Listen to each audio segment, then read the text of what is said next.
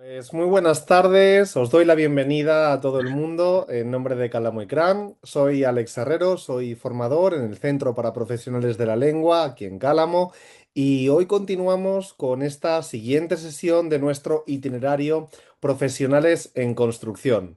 Hoy vamos a hablar de un asunto interesantísimo sobre cómo crear contenidos únicos a través de historias únicas o lo que es lo mismo. Vamos a aprender a cómo utilizar el storytelling para crear contenidos estratégicos y memorables. Para ello contamos con Román Bello, que es profesor en Calamo y Cran, que es creador de marcas, trabaja en el mundo del storytelling, del branded content y además es el tutor principal de nuestro itinerario, de nuestro experto en comunicación estratégica de marca. Así que, Román, muy buenas tardes. Antes de darte la palabra, voy a recordar a todas las personas que nos están viendo que antes de, disculpad, que antes de finalizar la sesión habrá una pequeña ronda de preguntas. Así que estáis invitados e invitadas a dejar en el apartado, en el botoncito de preguntas que encontréis en la parte inferior, pues todas esas dudas que os vayan surgiendo a lo largo de esta sesión tan sumamente práctica. Así, al final, pues podremos resolverlas. Así, sin más dilación, Román, todo tuyo. Nada, muchas gracias Alex y buenas tardes a todo el mundo y gracias por venir a esta clase, que es eso, un poco una clase de muestra. Es una clase que va a tirar a lo práctico, pero va a empezar en lo teórico, en la que vamos a hablar justo de lo que ha dicho Alex. Va a haber dos polos, que son el storytelling y los contenidos, y os voy a compartir una pequeña presentación, porque siempre es más fácil hablar de estas cosas si hay imágenes de apoyo. Entiendo que estáis viendo en pantalla la presentación. Si alguien no lo ve o algo, pues Alex, me avisas. Vale, vamos a empezar por aquí. La idea también en todo el itinerario del posgrado de comunicación estratégica de marca, la idea es que no hay espacios separados en la comunicación de una marca. Una marca cuando comunica en redes tiene que comunicar igual que como comunica en otros espacios, pues mucho más estratégicos o donde hay mucho más presupuesto. Entonces, para esta clase, para esta primera clase práctica, hemos escogido un poco estos dos elementos porque son, por un lado, los más interesantes y muchas veces muy jugosos, como es el mundo de los contenidos, y también porque tiene como ese punto teórico que gusta a mucha gente, que es el mundo del storytelling, que es especialmente interesante. Entonces, bueno, como estáis presentes gente que venís un poco de diferentes ámbitos, tanto de estudios como laborales, vamos a hacer una clase, como quien dice, suave. No va a ser una cosa demasiado densa ni con conceptos complejos. Si en cualquier momento os perdéis con lo que sea o algo, dejáis la pregunta en el chat para que luego Alex me la pase y eso, si hay cualquier cosa que no vais entendiendo, pues la ponéis ahí, queda registrada y luego la miramos. Entonces, vamos a empezar un poco por el principio, por cómo se construyen las marcas y sobre todo por la importancia que tienen las historias a la hora de construir esas marcas. Pero antes de nada, lo primero es preguntarnos realmente qué es el storytelling. Este es uno de los puntos fuertes de una de las asignaturas del posgrado, porque el storytelling es una de esas palabras que se han puesto muy de moda en las últimas igual 2 décadas dentro de la comunicación de marca. El storytelling tiene un poco que ver con esa idea del arte de contar historias, con la imagen simbólica del cuentacuentos. De hecho, se dice habitualmente que el Antiguo Testamento es el primer ejemplo de storytelling. ¿Por qué? Porque a través de una parábola, a través de una historia, a través de un relato, se llega a una conclusión profunda, se llega a algún tipo de enseñanza o de sabiduría.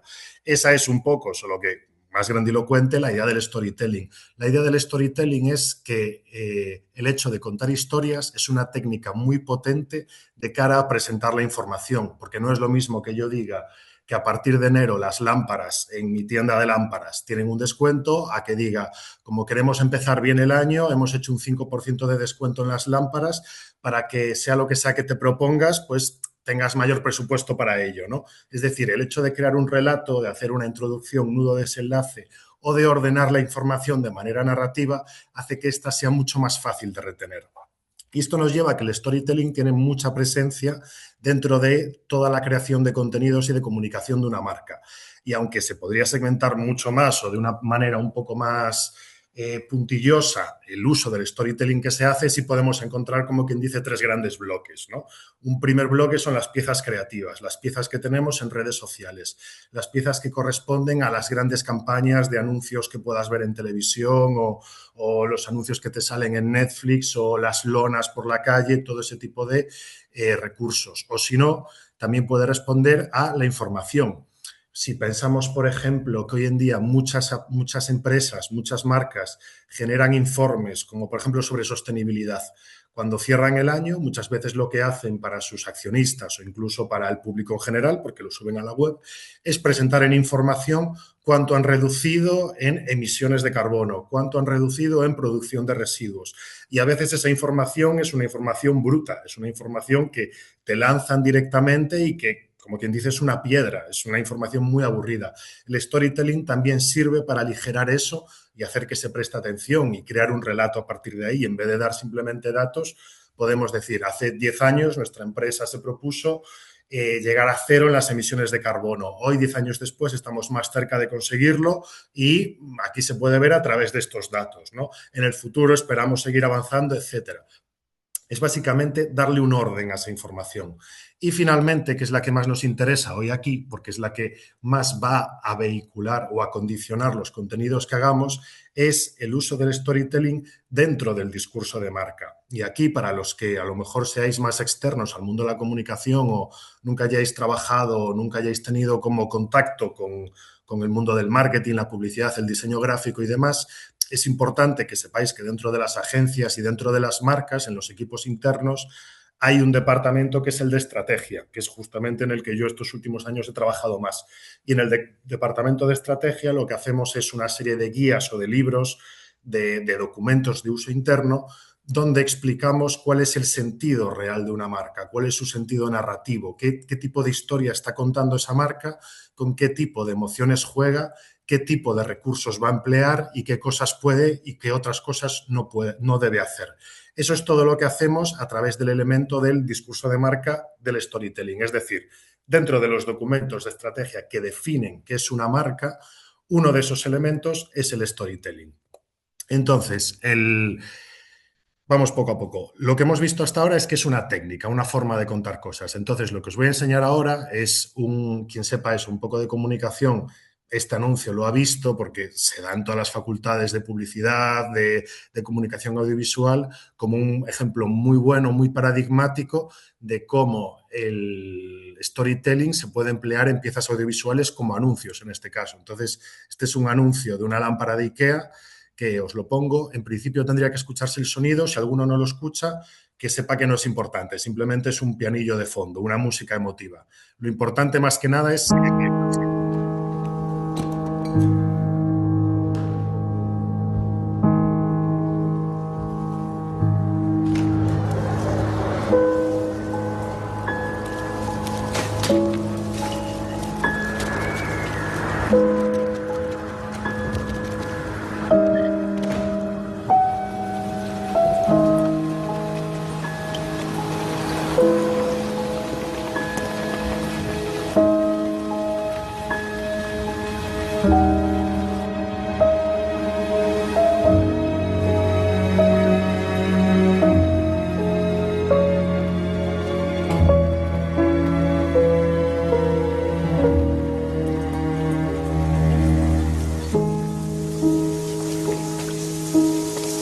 Many of you feel bad for this lamp. That is because you're crazy. It has no feelings, and the new one is much better.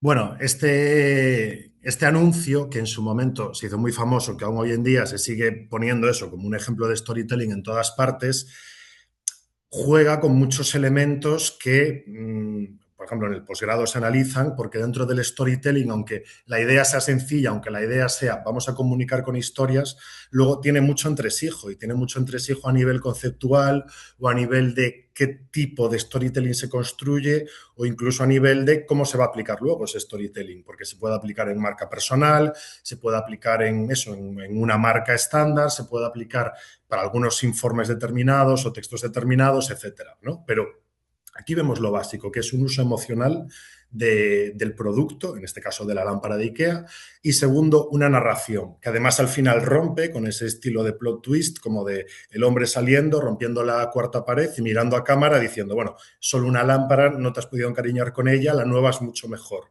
¿no? Es como de, vale, ese es el elemento creativo que está rompiendo todo y que además te lleva a relacionarlo con el producto. Entonces, en ese sentido, este es el tipo de pieza totalmente perfecta, que cosas así pasan una vez cada muy poco tiempo, porque lo habitual suele ser más bien que...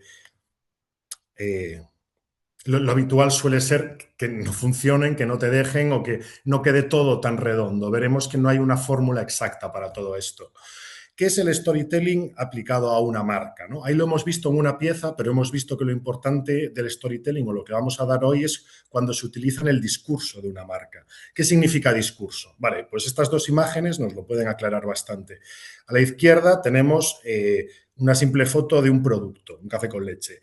Y a la derecha tenemos ese mismo producto eh, mejorado, o no tanto mejorado, sino más bien adornado con un storytelling, con una construcción de marca. Lo que vemos en la derecha, que es la construcción de marca estándar de cualquier cafetería de especialidad, son como elementos gráficos más cuidados, más definidos, una serie de mensajes, una serie de emociones que han entrado en juego. El café ya no es solo pues algo que te tomas por el sabor o por lo que sea, sino que ya es algo de con lo que te expresas, es un elemento eso de expresión personal, es un elemento de positividad, de incluso de socialización, es también un elemento estético, es decir, está entrando dentro de un imaginario. Entonces, la historia que te cuentan ya no es este café vale 1,40 €. La historia que te cuentan es este café es una forma excelente de empezar el día porque los días hay que empezarlos con energía, porque está estupendo socializar, llevarse con gente, trata de mirarlo todo desde una óptica mucho más feliz, ¿no?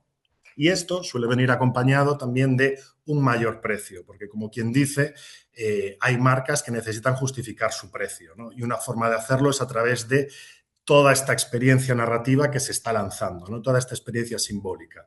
La pregunta aquí, y es bastante importante que se tenga esto siempre en cuenta, es qué diferencia hay entre uno y otro y sobre todo por qué por qué se toma la segunda medida. Generalmente, el fin en todos estos casos siempre es el mismo, que es la idea de hacer más dinero. Una empresa al final lo que quiere siempre es dinero. Puede tener objetivos secundarios, puede responder a realización personal del CEO, puede responder a lo mejor también a un objetivo de, pues yo qué sé, tener un interés auténtico en cuidar el medio ambiente o en revitalizar una zona, pero al final lo que se busca con esto es dinero y no está de más no olvidarlo en ningún momento, porque al final un storytelling, todo esto, todo lo que vamos a ver hoy, son intangibles de una marca, no son cosas que se puedan monetizar abiertamente, no son como, por ejemplo, sucede en el marketing digital de he llevado a través de una serie de links, he llevado 1000 potenciales clientes a tu página web. No, no hay cifras, no hay números, un storytelling bien contado, una marca bien construida, una comunicación estratégica, no tiene por qué traducirse en nada palpable, que eso es una de las mayores dificultades o una de las cosas más bien que no debemos olvidar nunca cuando estamos trabajando en esto, y es que no trabajamos necesariamente con resultados fijos, sino con el uso de coherencia y criterio, que eso, claro, son intangibles y eso hace también que el servicio cambie un poco. Entonces, si volvemos a las dos fotos, seguramente nadie tenga ninguna duda de en cuál de los dos sitios te van a cobrar más por el café, porque la idea es que en el segundo sitio, en el de la derecha, en el sitio en el que está con un diseño gráfico cuidado, donde hay un storytelling que están contando, donde han vinculado una serie de emociones a un producto de por sí vacío, junto a esas emociones también vinculan un precio. Es decir, ya que te estamos dando todas estas emociones, vamos a cobrarte un poco más, que esa es la idea final de añadir un storytelling, o sea, de construir una marca sobre una empresa, ¿no? Porque la diferencia al final, tú si tienes Fruterías Manolo, si el sitio se llama Fruterías Manolo y vende fruta, ya está, es una empresa, es un negocio.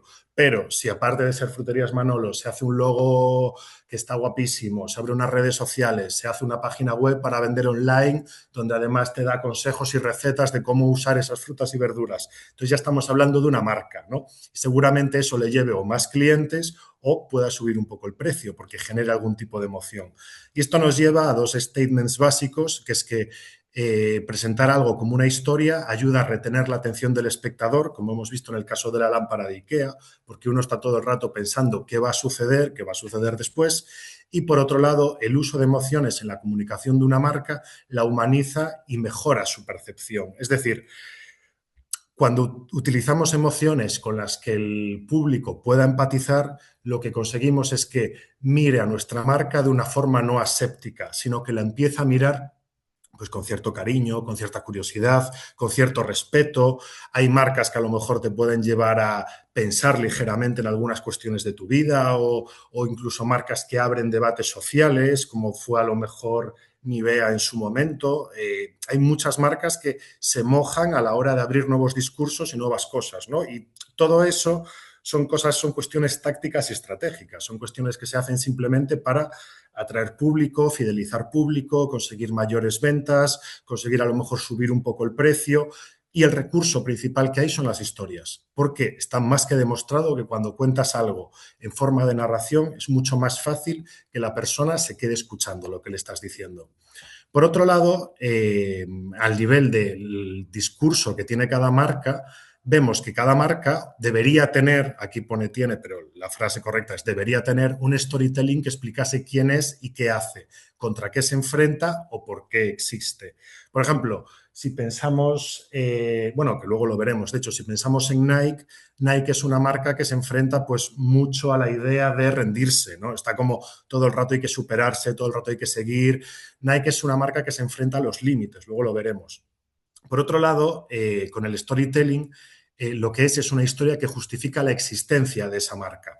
Hemos visto ya que al final todo esto es por dinero, es una cosa de, vale, hace falta hacer ingresos, hace falta conseguir un cierto volumen de ventas para que a nivel negocio la empresa sea viable, pero todo esto no podemos decir simplemente que es para hacer dinero a nosotros y hacernos ricos. Hay que buscar algún tipo de subterfugio, algún tipo de corriente emocional que nos ayude a sostener todo ese ciclo y que además nos ayude a fidelizar y a empatizar con los clientes, que es para eso, para lo que sirve todo esto. Y finalmente, ese storytelling es el corazón narrativo y simbólico de la marca. Es lo que vamos a utilizar como recurso principal con todo lo que hagamos, el punto de gravedad a partir del cual van a salir y extenderse todas sus comunicaciones. Es decir, si esta clase quería juntar storytelling y contenidos es porque uno de los errores más básicos en la comunicación de marca y en las marcas actuales es tratar los contenidos como una cuestión aparte, como alguien que coge y se graba con el móvil y hace una serie de vídeos o sube una serie de tweets y ya está, y se queda ahí la cosa. Lo cierto es que todo eso tiene que responder al storytelling. Al final el storytelling es el punto cero, el kilómetro cero a partir del cual se construye la vía y se intenta ver hasta dónde puede llegar la marca. Aquí está la gran pregunta y es ¿qué tipo de historias nos cuentan las marcas, ¿no? Una vez que más o menos hemos entendido el concepto de storytelling, que es presentar la información en forma de historia, y que hemos visto que ese recurso lo utilizan las marcas para presentarse al mundo y en vez de decir vendo camisetas de diseño únicas, pues dicen, pues vendo camisetas que representan la identidad tradicional de una tierra marinera y por eso los colores son azul y el blanco y tengo un diseño que no sé qué, no sé cuánto, ¿no? Una vez que hemos visto que eso se usa como recurso, no argumento de ventas, no es que digan, como hago esto deberías comprarme, sino como mapa o como marco para crear, pues, todo lo que vaya a escribir la marca, su página web, sus redes sociales, los contenidos que haga, la forma en la que quien dirige la empresa se vaya a expresar sobre ella, ¿no? Todo eso lo determina el storytelling. ¿Qué tipo de historia nos están contando ya las marcas? Pues esto es también el clásico ejemplo en el que se buscan marcas paradigmáticas, ¿no? Como las que realmente lo han hecho tan bien, que suelen ser marcas globales, que siguen funcionando a día de hoy y siguen inspirando. Esto es un ejemplo de un anuncio de IKEA. IKEA siempre tiene una comunicación muy buena porque lo que busca son detalles de la vida cotidiana de las personas en su hogar y los revierte de una cierta magia, de un cierto encanto, de una cierta poética, como en este caso, ¿no?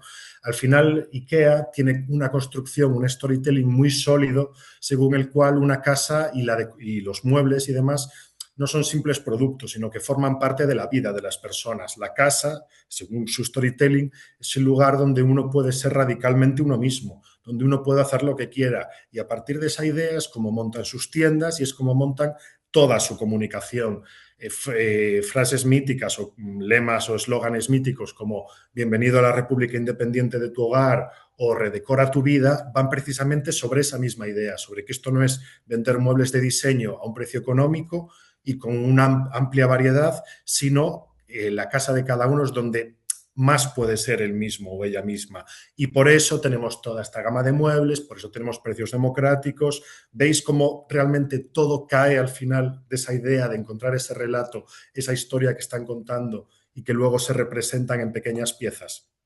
Otro gran ejemplo, que además fue una campaña el año pasado, es de Polaroid.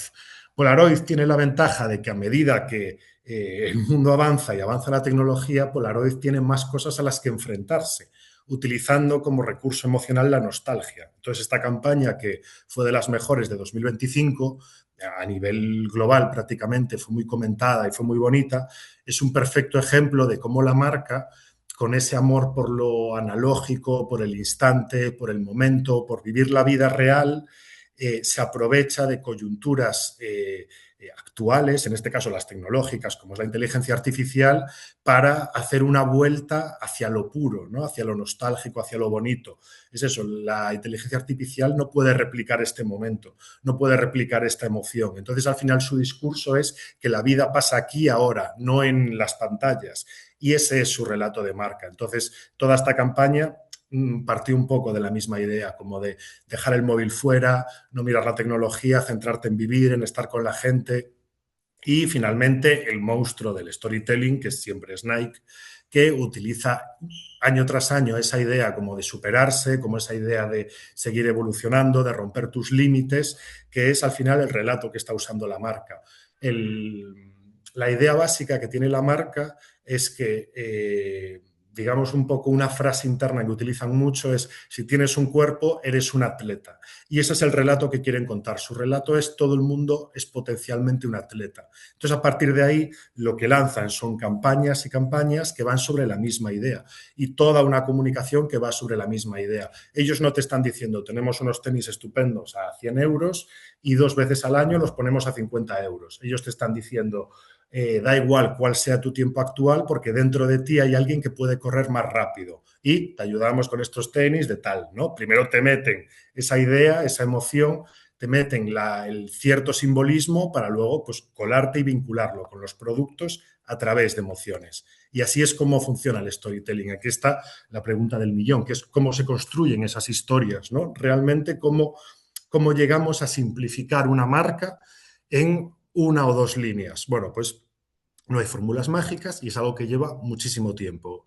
Es algo que puede llevar meses o incluso que lleva a veces años de construir, porque las conversaciones son lentas y porque es algo que esto en general nunca te lo cuentan cuando te estás formando en estas cosas, pero en cuanto entras un poco en el mercado laboral, lo que ves es que todo el mundo tiene algo que decir, que ese es el gran problema, porque no es solo que quien esté arriba en una empresa esté hablando con la agencia o el profesional que le esté haciendo la marca. Da igual que sea el bar Manolo que Mafre. O sea, da igual el tamaño de la marca o la empresa. El dueño o la dueña siempre va a tener algo que decir porque tiene que sentirse reflejado en eso que está haciendo. Pero además hay departamentos que van a tener su opinión, como puede ser el departamento de negocio, que generalmente tiene un pensamiento muy directo, muy frío, y todo lo que sea más poético y simbólico no lo va a entender. Y luego además está la capacidad de la agencia o el profesional que tenga de ejecutar alguna idea y de llevarla a cabo. Entonces, ¿qué es esto? Esto es la cuadratura del círculo. Esto es una cosa muy compleja donde entran muchísimos elementos humanos de intuición de cara a entender qué le puede gustar más o menos al cliente, qué puede funcionar, de también tener un poco de termómetro social, de entender por dónde están yendo los tiros en ese momento. Por ejemplo, hubo un caso muy paradigmático también, que fue el de Jaguar, que hace poco intentó cambiar su storytelling y se nutrió de muchos elementos, pues, de estéticas más queer, de estéticas más actuales, más progresistas y tal, y tuvo un ataque enorme de sus propios clientes y tuvieron que echarse atrás al final, porque a veces hay que tomar un poco la temperatura a tu público y a lo que está buscando en ese momento, a qué tipo de discursos les convencen. Entonces, como ejemplo muy rápido, os cuento una marca en la que pude trabajar en el departamento de estrategia hace unos años, que fue Caldea. Caldea, para quien no lo conozca, es un balneario bastante grande en Andorra, y, bueno, pues es una marca de relativo tamaño dentro de Andorra, ¿no? Va mucha gente, además tiene hotel, restaurantes, etcétera, y tiene como un precio democrático. Claro, te dan eso y en principio la marca o la empresa más bien en ese momento, porque aún no estaba consolidada la marca, funcionaba un poco como, pues tengo ofertas, ven con tus amigos, ven con tu familia, ven con todos, ¿no? Un poco atrapa a todos y eso suele ser un poco lo que peor funciona generalmente. ¿Cómo se construyó narrativa y simbólicamente este reposicionamiento o esta definición de marca, esta historia? Esto se construyó, bueno, yo fui solo parte del equipo, yo trabajé con una agencia que se llama We Are Mucho en Barcelona, que llevaron toda la parte gráfica y yo estuve con parte de su equipo en la parte de estrategia.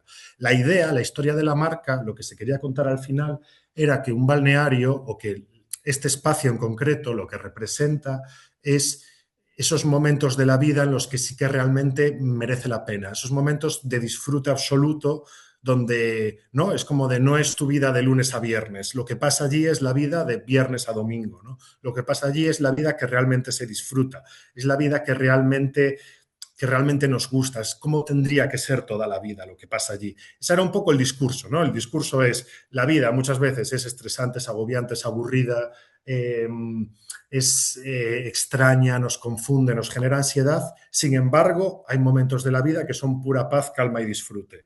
Y el logo final precisamente refleja esa idea. Veis un círculo que representa la vida estándar y de golpe un breve elemento debajo, que además representa una onda por el agua del balneario, que es esa ruptura, que es como de, vale, la idea de que es todo igual, es todo igual, es todo igual, esto merece la pena.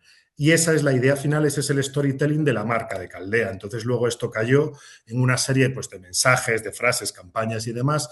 Este es un ejemplo de, bueno, lo que veis, la palabra a la derecha es la traducción al catalán, pero es fluye, que es un poco como el Just Do It de Nike, pues el tagline, se llama así ese término, el tagline de Caldea terminó siendo fluye, que es lo que representa como todo ese storytelling, toda esa idea, ¿no? Es como, vale, la vida es compleja, es estresante, es un follón, ahora estás aquí, fluye, ¿no? Relájate, no pienses en eso, déjate llevar. Esto luego, ¿en qué cayó? Pensando en los contenidos. Pues esto luego cayó sobre todo en una línea de arte. Eso lo veremos luego otra vez un segundo más adelante, en unos minutos, pero es muy importante, sobre todo ahora cuando pasemos a la parte de contenidos, entender que una marca no tiene por qué tener todo ni tiene por qué estar en todas partes. Y precisamente saber elegir es la principal dificultad. Entonces, ¿qué pasó aquí con todo esto? ¿Hacia dónde se llevaron los esfuerzos de la marca? Hacia una línea de arte cuidada, que como veis, pues son fotografías con un cierto estilo, una cierta sensibilidad, que pueden gustar más o menos, pero que se admite, o sea, es fácil admitir, pienso, que hay como un trabajo detrás, ¿no? Que hay un ojo estético, que hay una intención. La conclusión es que hay que buscar y encontrar una historia que puedas contar durante 10 o 15 años. Y por eso un storytelling lleva tanto tiempo, porque al final es una frase que resumes, que parece muy obvia, y todo el potencial está ahí, porque es algo que vas a poder decir siempre. Lo bueno de Nike es eso, siempre vas a poder sentir que puedes hacer un poco más o intentar llegar un poco más o correr un poco más, levantar más peso, lo que sea. Lo bueno de IKEA es eso, tu casa siempre vas a querer sentirla tu casa y en el caso de Caldea uno siempre va a querer desconectar. Entonces el storytelling son relatos que duran muchísimo tiempo porque tienen que ser así, no se puede cambiar cada poco, ¿no? Esto ya es como, son detalles más internos del uso, pero está bien tenerlo en cuenta, ¿no? Hay que hacer algo que sea prolongado, que sea coherente en el tiempo y a partir de lo cual se puedan hacer muchos contenidos, ¿vale? Porque si pensáis un poco en Nike, si cogéis como las grandes frases de todas las campañas de Nike y las ponéis juntas, todas son lo mismo, parecen el mismo texto, porque ellos llevan 20, 30 años contando la misma historia. Y hacer eso es lo realmente complejo, es lo realmente difícil y requiere un montón de habilidades y un montón de profesionales de por medio, pero sobre todo a los profesionales de la comunicación les requiere entender de una manera estratégica la comunicación de las marcas y sobre todo entender muy bien qué es el storytelling y para qué sirve. Y ahora que hemos visto esta primera parte, que podemos entenderlo como el núcleo de lo teórico que tenga una marca, vamos a lo práctico, ¿no? Que es el ejemplo más práctico siempre son los contenidos, porque es básicamente lo que usamos todos los días, ¿no?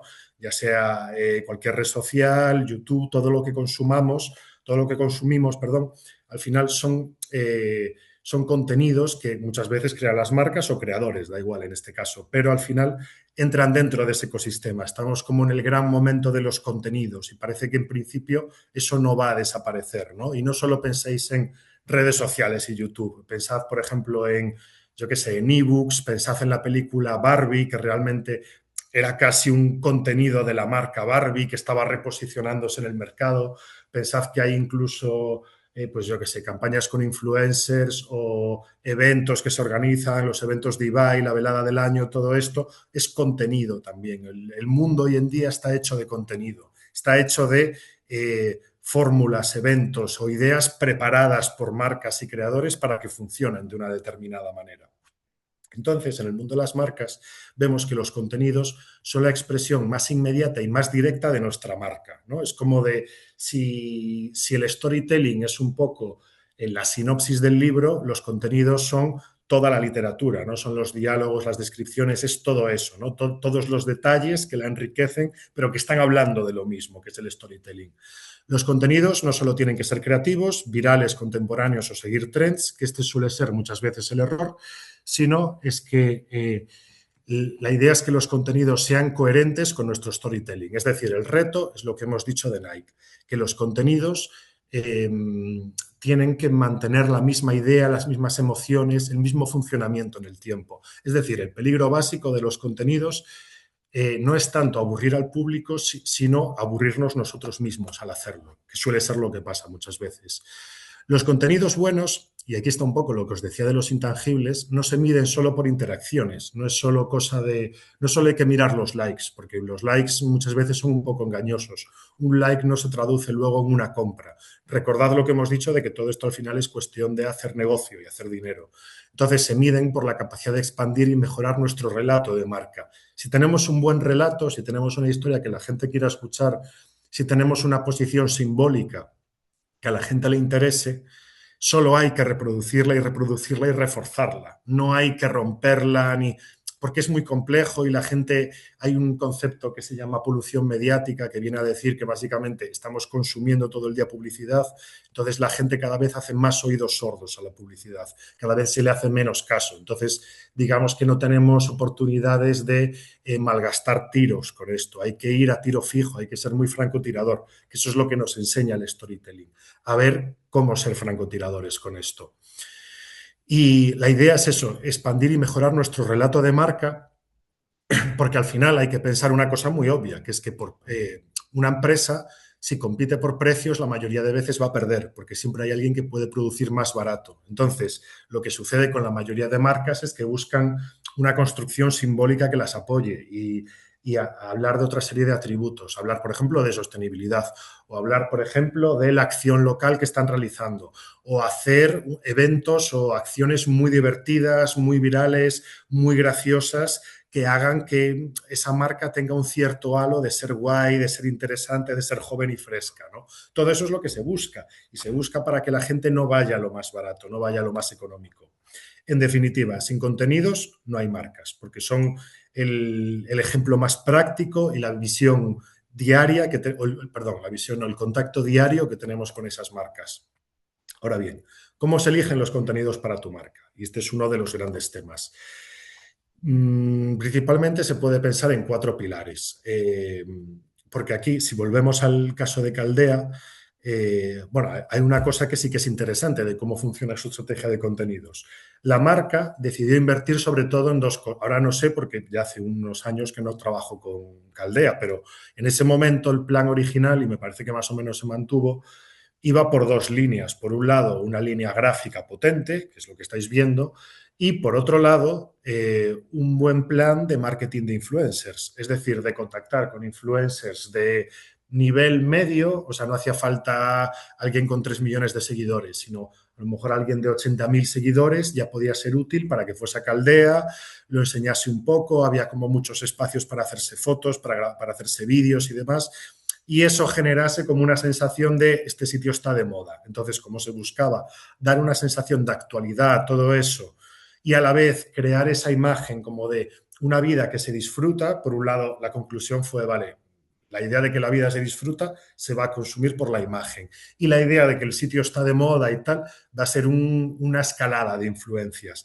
Pero luego lo demás no es que fuese imprescindible, no era imprescindible tener una newsletter. Y de hecho no sé si llegaron a tener una newsletter.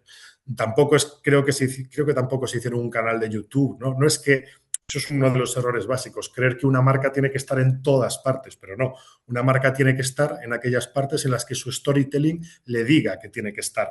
Y esto nos lleva a 4 criterios a la hora de saber qué contenidos elegir y cuáles no. Uno es repensar nuestro propio storytelling. ¿Qué queremos decir y qué canales o medios son los más cómodos para trasladar esa idea? En el caso de Caldea, la imagen y el uso de campañas de marketing de influencers. El segundo punto, es entendiendo las necesidades y posibilidades de cada medio. Esto quiere decir, tema presupuesto.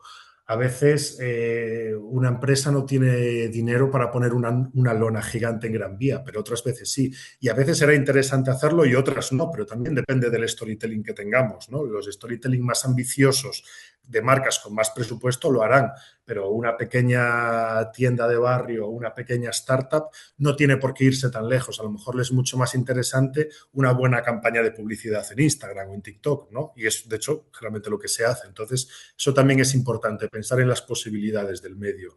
Luego, teniendo un poco de ojo crítico sobre las tendencias y el público objetivo. Si, por ejemplo, estamos vendiendo algo que consumen personas principalmente de 55 años, pues vamos a ir por redes sociales como Facebook, pero no, en principio no tenemos por qué irnos a TikTok, a menos que queramos rejuvenecer el público, ¿no? Este tipo de ideas básicas. Y finalmente, valorando las posibilidades que más sentido puedan añadir. Lo más interesante al crear contenidos no es abrirnos Instagram, TikTok y dejarlo ahí y hacer una newsletter para los muy cafeteros, no. Lo interesante es explorar nuevas vías, explorar nuevos modos de comunicar la marca, nuevos espacios o ámbitos en los que la marca pueda alcanzar y sorprender a las personas. Hace no mucho, no me acuerdo dónde ahora mismo, salió un estudio que hablaba de del impacto negativo que tenía para las marcas el aburrimiento, porque mucha comunicación y publicidad es muy aburrida, no la ve nadie. Y ya cuando se hace, se sabe que no la va a ver nadie y a veces se gasta mucho dinero en cosas que todo el mundo da por hecho que nadie va a ver, pero que hay que hacer porque es una especie de mantra raro, ¿no? Porque también hay mucho miedo a hacer algo que destaque para mal, hacer algo criticable. Entonces, muchas veces es difícil abrir el marco. Tú si vas a una agencia creativa, generalmente van a tener ideas muy buenas, divertidas, rompedoras y tal, pero las marcas no lo van a aceptar porque siempre tiran a ser más conservadoras y más ahorradoras y porque no ven lo tangible que puede ser el beneficio de hacer un documental, un falso documental lleno de humor, ¿no? No tiene por qué triunfar eso. Entonces, ¿qué suele pasar? Lo que suele pasar es que hay que encontrar equilibrios, que eso es justo lo que vamos a ver en los ejercicios prácticos. Entonces, el caso que quería traeros hoy aquí, que vamos a ver rápidamente para pasar a la parte práctica, es el de ING, porque es una marca con una larga tradición, es una marca que generalmente a nivel comunicación pasa un poco desapercibida, porque aunque el sector bancario suele invertir mucho en campañas y digamos que es un sitio donde hay dinero, se nota que hay dinero, entonces mueven mucho la comunicación porque también hay mucha competencia y les es importante diferenciarse.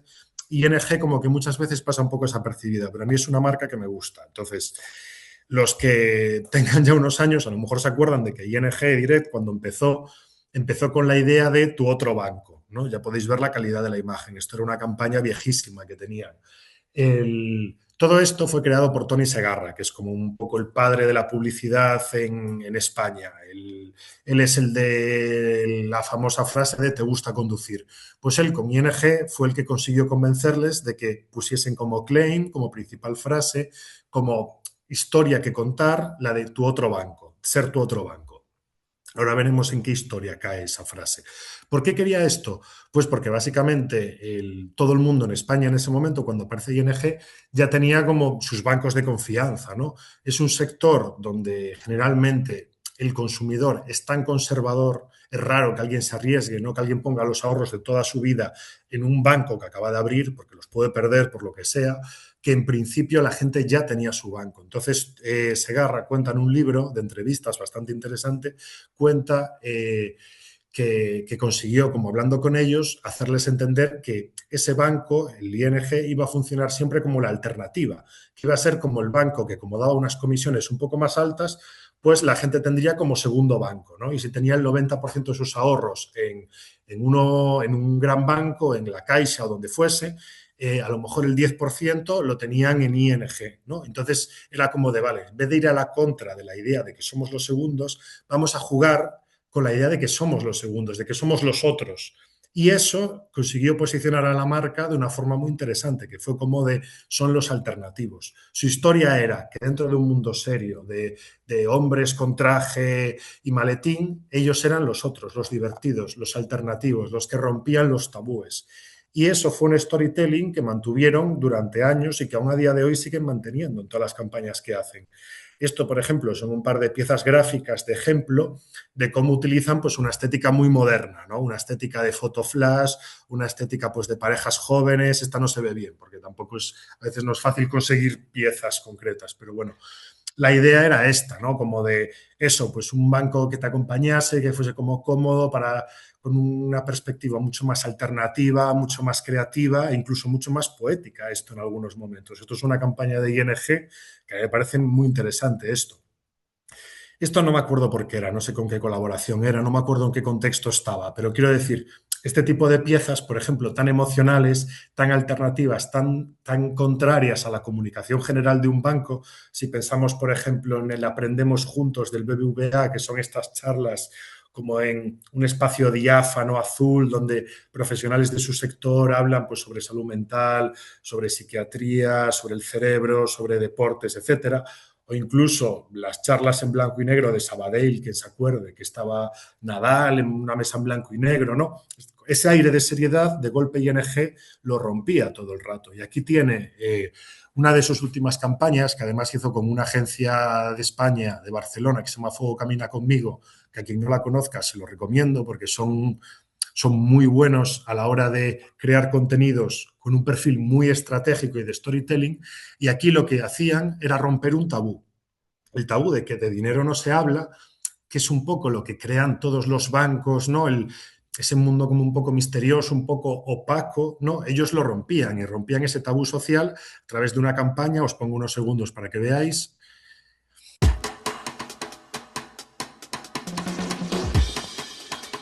Bienvenido. ¿Empiezas tú? Venga, así, a bocajarro. Genial. No, sarao, me han metido. Un tabú sería esa idea, ese concepto, incluso ese prejuicio que está ahí, pero es algo de lo que no se quiere hablar por X motivos. La economía no nos va a dar la explicación, la respuesta a por qué el dinero es un tabú. Las raíces están en la psicología, están en la sociología, están en la antropología. Bueno, podéis ver un poco la idea general del... Hay tabú. Una persona que no conoces de nada. Perdón.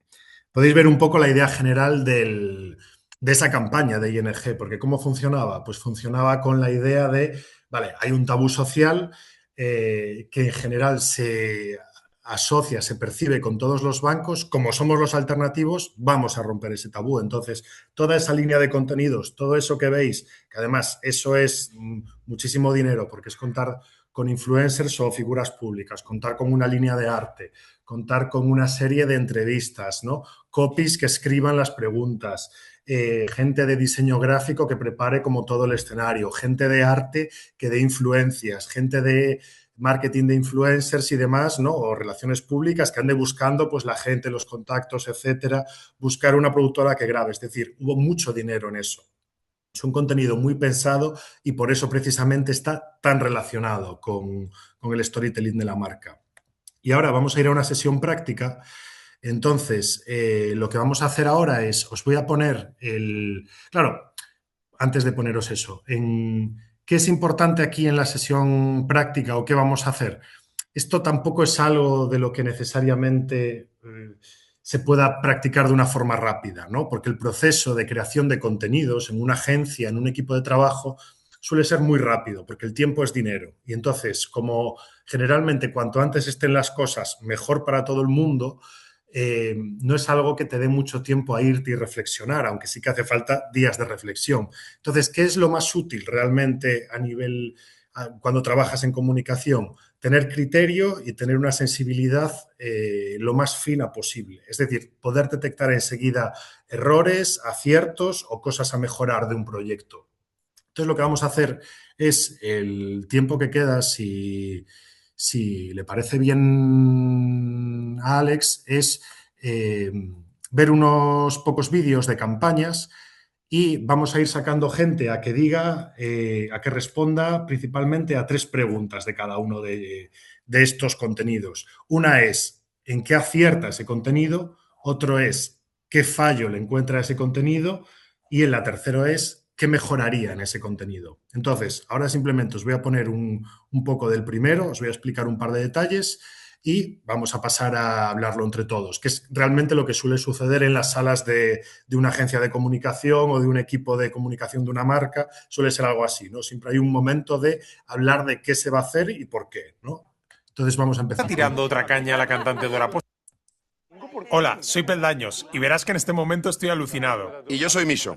Y verás que yo siempre estoy alucinado. Y estamos alucinados porque ¿qué hace la influencer Marina Rivers tirando una caña? Pues pasarse echando crema, que seguro que lo convierte en tendencia. Tú, la Estelia, mucha facilidad de opinar todo sobre ti, ¿no? Es que te acabas, no sé, hay que tener un poco hay que cuidarse un poco, ¿no? También, no estar todo el rato regalando a la gente quién eres. Yo creo que eso es muy importante. Todo el mundo sube lo mejor. Muchas veces se dice, no, tú si tienes un altavoz, utilízalo para dar tu opinión. ¿Das tu opinión? No, pero tu opinión no me gusta. Y se genera una corriente de opinión negativa en torno a tu opinión. Y millones de personas compiten en a ver quién lo hace mejor. Entonces, o diferente. Acaba teniendo o diferente. No, quién lo hace mejor o a ver quién es la cara más bonita que lo... Están en la oscuridad. Ahora son... Vale, como podéis ver, es básicamente una especie de podcast hecho por Mau, producido por Mau, en el que cuenta con una serie de influencers que hablan de un tema, ¿no? De un tema pactado. En este caso, el tema es el de la autenticidad. Vale, veis un escenario, pues eso, veis un escenario muy brandeado, ¿no? Está la huella de la marca en todas partes, ¿no? La barra de Mau, el nombre de Mau, todo el mundo se está tomando una Mau, figuras más o menos conocidas de las redes sociales actuales y están hablando de un tema que es el de la autenticidad. Vale, dando por hecho que todo el mundo se ha fijado en esto, vale, lo que vamos a hacer es, de los que estáis como panelistas en esta clase, pues responder eso, en qué acierta, en qué falla y qué mejorarías dentro de esto. Entonces, vale, la primera que me sale es Clara. Entonces, Clara, si te animas a... Sí. A ver, yo diría que en lo que acierta es que como la cerveza es algo que se suele tomar con amigos, pues lo muestra todo y cada uno tiene su cerveza. Yo creo que eso suma mucho a su favor, al favor de la marca. En cuanto a lo que falla, lo relaciono un poco con lo que mejoraría porque el audio, o sea, se escucha una cosa y se está viendo otra como a destiempo y a mí ha sido lo que más me ha distorsionado un poco el anuncio. O sea, o a lo mejor iba a destiempo, pero no estoy segura. Eso No sé creo si que me he fue culpa explicado. mía, de la conexión. Ah, vale. Entonces, pues eso era lo que... Vale. En cuanto a lo que falla, no sabría decirte, la verdad. Vale, ¿y algo que mejorarías? Algo que mejoraría... Uf. Mm, mm, mm. Puedes La verdad dejarlo que en tampoco. blanco, ¿eh? Si no sabes, no te Sí, preocupes. sí, no sé qué, es un poco rápido todo. Vale. Vale, pues perfecto, muchas gracias. Y vale, otra persona que me sale por aquí es Katia, si no me equivoco. ¿Tú quieres compartir tu opinión, Katia?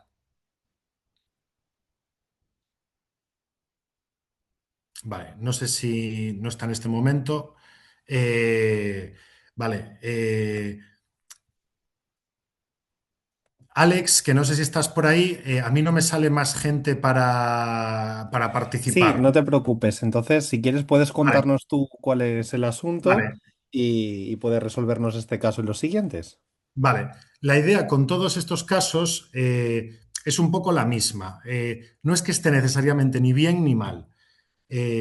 Claro, el problema con todo esto suele ser el de encontrar una especie de equilibrio entre lo que quiere el cliente, lo que les gustaría a los creativos y luego, pues en este caso, al haber influencers, pues lo que quieren también los influencers dentro de su agenda, ¿no? ¿Cuál es el problema de esto? Un problema que yo creo que es bastante claro es el tema que están tocando, que es el de la autenticidad, ¿no? Que es como de, quizá no sea a lo mejor el tema más relevante o el tema del que uno escucharía un podcast. Otro segundo problema es el hecho de que Mau, que generalmente suele tener muy buenas campañas de contenidos, se está subiendo a una ola en la que ya van un poco tarde, porque digamos que las marcas llevan ya mucho tiempo haciendo contenidos y a lo largo de todos esos contenidos ya han hecho mucho podcast en los últimos años. Entonces, es una cosa que da la sensación de que simplemente lo han hecho por hacer. Es como de, como decía Clara, lo de que estaban pues tomando una caña, que eso estaba bien, un grupo de amigos, etcétera. Claro, eso también puede funcionar así en un bar. O sea, podrían haberse grabado simplemente en un bar y a lo mejor hubiese sido mucho más natural viendo lo que les pasaba en ese bar, ¿no? Y a lo mejor incluso sin un tema pactado. Lo que yo noto que le falta aquí es naturalidad total, que son 5 personas que a lo mejor no son ni amigos entre ellos, viéndose un poco obligados a hablar de un tema que además es el de la autenticidad. Entonces, eso chirría un poco mentalmente a quien lo está viendo. Otro de los ejemplos que traje, que fue una campaña de contenidos bastante interesante de La Menorquina, que es una marca de helados, hicieron una pequeña webserie en la que lo que hacían, digamos, era actualizar la marca y lo hacían contratando un director creativo moderno, ¿no? Y la idea era que el director era un tonto. Entonces, pues todo el mundo estaba trabajando normal y él anda haciendo el tonto, ¿no? Entonces os pongo un par de escenas.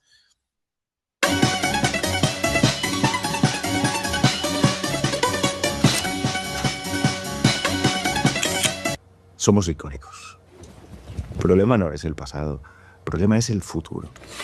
Soy consultor creativo y hoy elegiremos a un influencer. Yo no.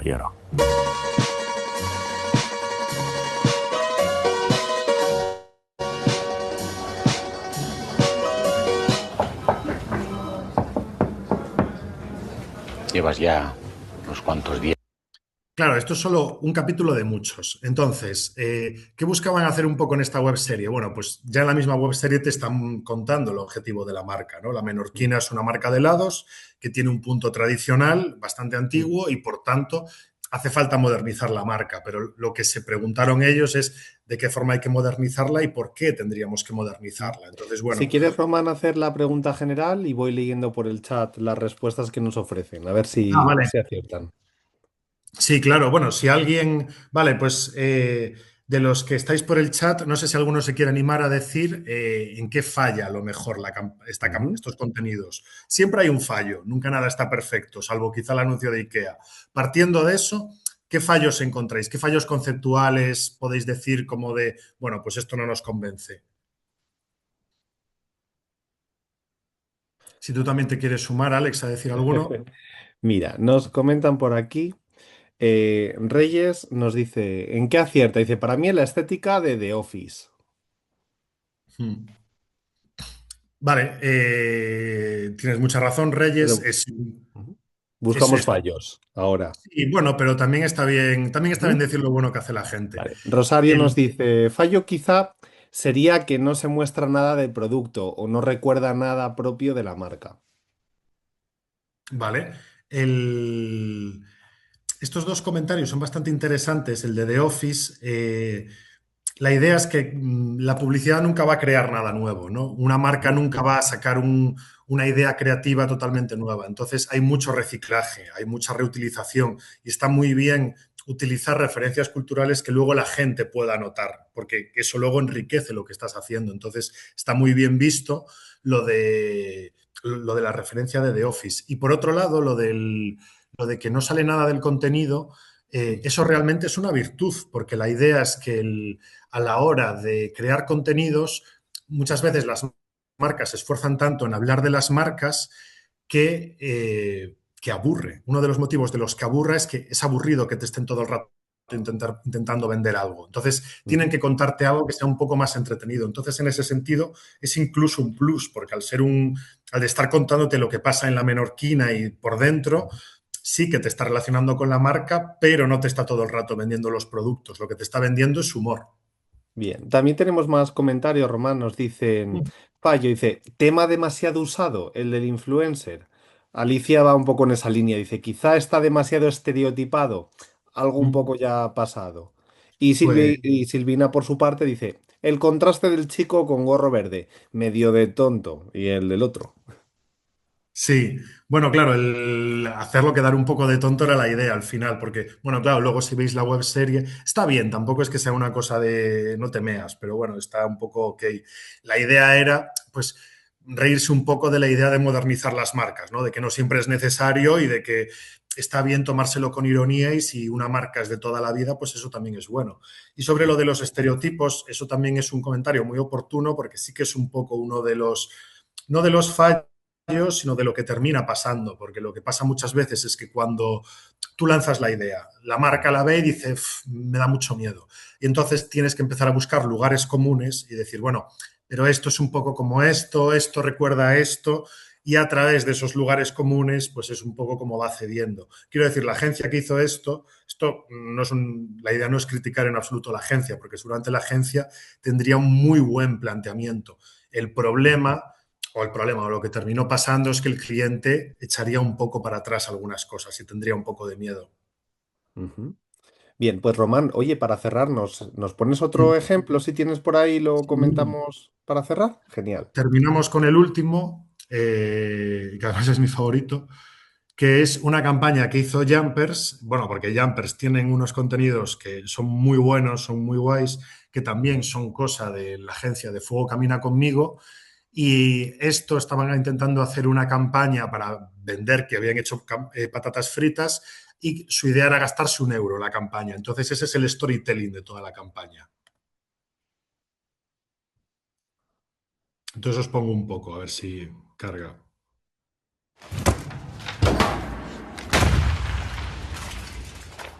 No vamos a colaborar en esta campaña de mierda, tío. No vamos a vender patatinas estas que no te voy a dar ni el lujo de decir su nombre. No. Aquí empieza y aquí acaba nuestro negocio, chico. Voy a probar las patatas. ¿Quieres probar? Prueba. Llévate ese lujo, por lo menos. Por lo menos llévate eso. Además, que no paráis de robarnos a Marga. Claro. Ahora tienen ahí el rincón, tío. Bueno, yo esta os recomiendo verla entera porque a mí la verdad me gusta mucho, porque también me gusta mucho Venga Monjas y me hace mucha gracia. Pero, bueno, eso, fue un uso del humor, de un poco la idea de utilizar elementos del absurdo, copiaron mucho, de hecho, como del humor que hacían Venga Monjas para aplicarlo a toda la campaña y este era un poco como uno de los momentos álgidos, ¿no? Que es que saliesen ellos. Entonces, bueno, lo mismo, si alguien se anima a decir que funciona, que creen que no funciona o que se podría mejorar, pues así terminamos. Venga. Vamos a darles un minutito a ver que empiecen a entrar las respuestas por el chat. Quizá los referentes, Román, funcionen. Quizá los referentes actuales y juveniles funcionen. Sí, o sea, uno de los... Muy buen comentario, Alex, la verdad, alumno aventajado. Es importante también, claro, que una marca sepa hablar el lenguaje de su público. No hay que olvidar nunca que los contenidos se hacen para un público. No puede quedar, no hay nada peor que las marcas que hacen una canción de rap, digamos. No es como este rollo trasnochado de gente que no conoce en absoluto o que conoce, pero no sé por qué hace algo que parece que no conoce en absoluto la realidad, ¿no? Todo esto que suena falso, siempre hay que buscar algo que suene auténtico, que suene como los referentes. Quizá esas marcas siempre se convierten en la escena de los Simpson de Jimbo, del señor Barnes con el Sí. gorro de Jimbo, ¿no? Mira, Totalmente. nos cuentan por aquí. Reyes dice, para mí el humor siempre funciona. César dice, venga, monjas, es una apuesta arriesgada. Incluso el público objetivo le puede chirriar. Es coherente con la premisa de no queremos gastar. Y Alicia, por su parte, dice, creo que funciona el humor acorde a la marcha, pero puede pasarse al ser muy de nicho. Sí, pues estoy muy de acuerdo, la verdad, porque esta es una campaña muy arriesgada, por mucho de lo que decís, venga, monjas, es una cosa muy de nicho, un humor muy absurdo. Esta fue en su momento una campaña muy arriesgada, pero Jumpers, la verdad, lleva como ya unos años en esta dinámica de arriesgarse a hacer cosas, pues subidas de tono, incluso un poco fuera de lugar y tirando por un humor como muy divertido y muy absurdo. Entonces, por ejemplo, a mí me hace gracia, pero tampoco consumo Jumpers, simplemente lo veo como espectador, ¿no? Incluso como desde el lado profesional me gusta lo que hacen porque sé lo difícil que es convencer a alguien de que se atreva a hacer algo por lo que al día siguiente le pueden caer las ventas o le puede pasar cualquier cosa o haber cualquier tipo de crisis. Entonces, ese tipo de cosas suelen ser un poco como un cisne negro, aparecen muy pocas veces en la vida. Bien, pues Román, si te parece, pasamos con el tiempo que nos queda, a una pregunta que creo que es muy interesante. Mira, nos dicen por aquí, ¿hay algún riesgo en que la historia que la marca va a utilizar sea excesivamente buena? Que sea excesivamente buena. Sí, creo que va un poco por la línea de si la historia podría llegar a comerse al producto o la marca que quiere Pues anunciar. Es decir, pues es muy que no buena sea bueno. pregunta. Sí, quizás sí. Yo creo que quizá ahí es muy buena pregunta. Creo que quizá corre el riesgo de centrarse demasiado en ser entretenida. Dentro de los contenidos hay una categoría que se llama el branded content, que son los contenidos que, digamos, una marca saca de manera altruista para entretener a la gente, ¿no? Entonces, creo que fue Magnum, la marca de helados, que tuvo hace unos años una pequeña serie de anime, que era como pues como muy sensible, no me acuerdo bien de qué iba, y el helado apenas estaba presente. Y de hecho, aunque fue muy celebrada la campaña entre los profesionales, sí me parece que no les llevó necesariamente a aumentar las ventas. O sea, no tuvo repercusión porque de golpe estaba como demasiado alejado, ¿no? Tiene que mantener siempre un punto de equilibrio. Entonces, sí, diría que a veces está el riesgo de buscar historias demasiado buenas o salidas demasiado buenas que al final te conviertan, o sea, la gente se olvide de que luego tiene que comprarte. Justo estaba pensando en campañas, ¿no? Como las de esto de un palo, ¿no? Que dices, vale, y todo el Sí. mundo puede recordar el anuncio, pero no así lo que anunciaban. Pues oye, Román, ha sido un taller, una sesión práctica súper amena, súper interesante, y la verdad que pues nos has dejado a muchos con ganas de conocer más a fondo el mundo del storytelling, de la estrategia, la creación de marca. Y bueno, pues os invitamos a quienes habéis asistido a que les echéis un vistacito a nuestra oferta formativa, tanto los cursos independientes, por ejemplo, como el de storytelling, el de copywriting, como también ese experto que nosotros tenemos dedicado a la creación de marca y la estrategia, ¿no? Así que antes de terminar, dejadme que os recuerde que tenemos una nueva cita. ¿Cuándo? Bueno, pues ya la semana que viene. Será el martes a la misma hora, a las 6 de la tarde, con un título un poco curioso. Scaramouche, ¿Can you do the fandango? Bueno, esto que puede parecer muy raro será un asunto que desentrañaremos porque está relacionado básicamente con la programación para humanistas. Ya sabéis que el futuro en ciencias es de letras y por supuesto vamos a analizar o al menos también a empezar a perderle el miedo a todas las cuestiones de programación tan sumamente importantes para los profesionales de letras hoy día. Así que espero que hayáis disfrutado de la sesión de hoy, gracias a quienes habéis estado de panelistas, a quienes habéis participado y por supuesto, Román, muchísimas gracias a ti por esta hora en la que hemos podido aprender tantísimo y recordad, nos vemos el martes a las 6 con Rubén Rodríguez de la Fuente para hablar de programación para humanistas. Hasta luego. Chao, gracias.